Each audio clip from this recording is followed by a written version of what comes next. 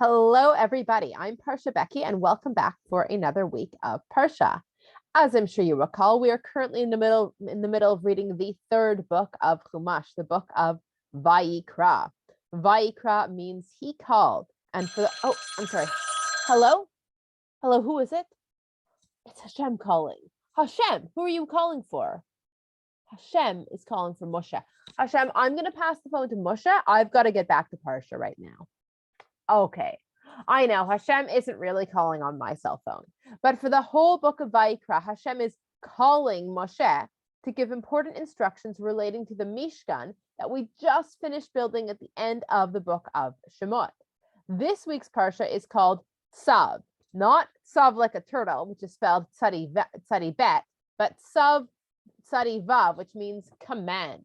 And the Parsha is called Tzav, command, because at the start of the Parsha, Hashem tells Moshe, hey Moshe, Tzav, command the Kohanim, which is Aaron and his sons, with instructions about what to do with the various different korbanot, the gifts to Hashem that people can bring to the Mishkan. Now, if you remember in last week's Parsha in Vayikra, the Torah went over all the different types of korbanot that people could bring to the Mishkan from the point of view of, a regular member of the Jewish people who might be bringing one of these korbanot.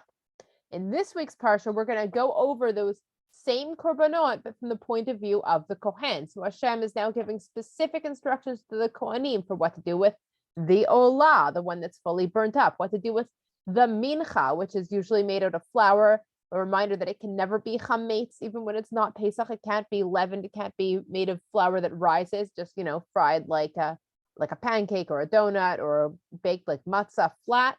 And also we get the added information for the Kohanim that usually the Kohanim get to eat the mincha. They get to eat the matzah or the pancake or the donut or whatever that it's made of, unless it's brought by a Kohen, in which case, they're not going to eat their own mincha.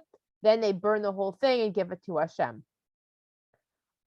We also get instructions again from the Kohanim point of view of the chatat, of the asham, of the shlamim, with the specific parts of the meat that the Kohanim get to eat, and which part, for the shlamim, which part the person also gets to eat.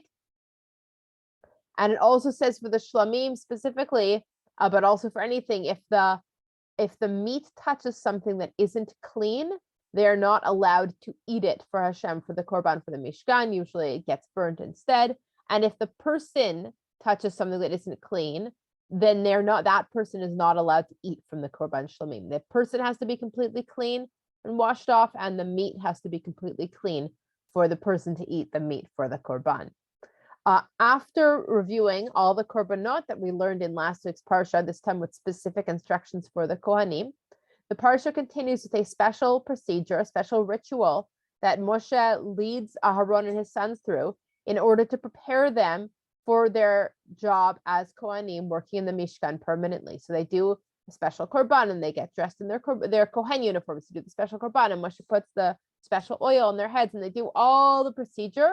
And Hashem says for the next 7 days, they are not going to leave the Mishkan, and every day of those 7 days, they are going to repeat everything they did on that first day for that whole procedure, so that at the end of that time, the end of those 7 days, the Kohanim will be ready to serve in their role as Kohanim working in the Mishkan, helping with everybody's korbanot to Hashem.